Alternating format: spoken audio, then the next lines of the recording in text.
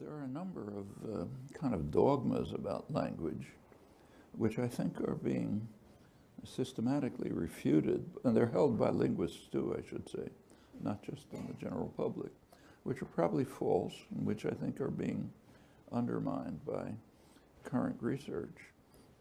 This is a minority view. I'm not speaking for the profession. The introductory comment said that I'm supposed to be contrarian, so I try to keep to that.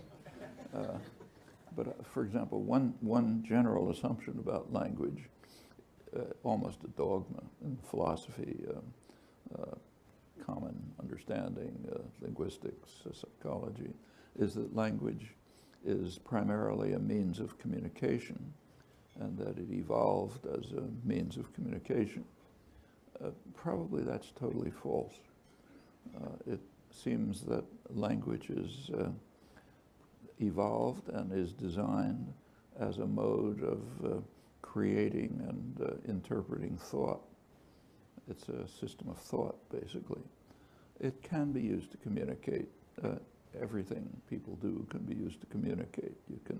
You communicate by your hairstyle, style of walk, everything. And yes, language can be used to communicate, but it doesn't seem to be part of its design. Its design seems to be radically different, and in fact even seems to undermine communication.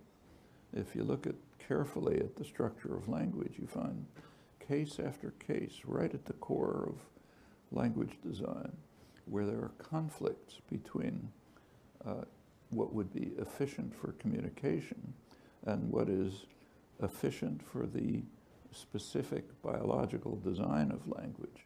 And in every case that's known, the communicative efficiency is sacrificed. It just isn't a consideration. And I think that's a conclusion that has very widespread significance. In order to establish it, you have to look at technical work. It's not the kind of thing you can explain in 2 minutes of exposition. But it's not profound. It's not quantum physics. A half an hour would certainly suffice. And I think it's a pretty far-reaching consequence. Another general belief about language, again, almost a dogma in all the relevant fields, philosophy, linguistics, and so on, is that the minimal meaningful elements in language, sort of word-like things, pick out entities in the extramental world. So the word, say, river, picks out the Charles River and so on, something that a physicist could identify. That turns out to be true for animal systems.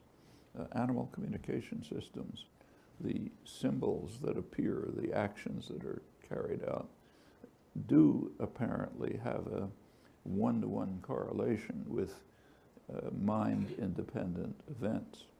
So some particular call of a monkey will be related to leaves fluttering, predator is coming, sort of, I'm hungry, some hormonal change. It's just not true of language. Linguistic elements do not have that property.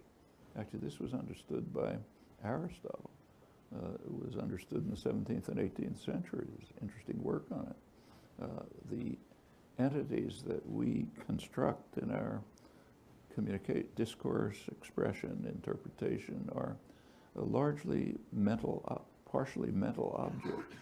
There are ways in which they are modes in which we interpret phenomena, but they don't pick out entities in the world that a natural scientist could identify without looking into our minds. That tells us a lot about the nature of language and about our own nature.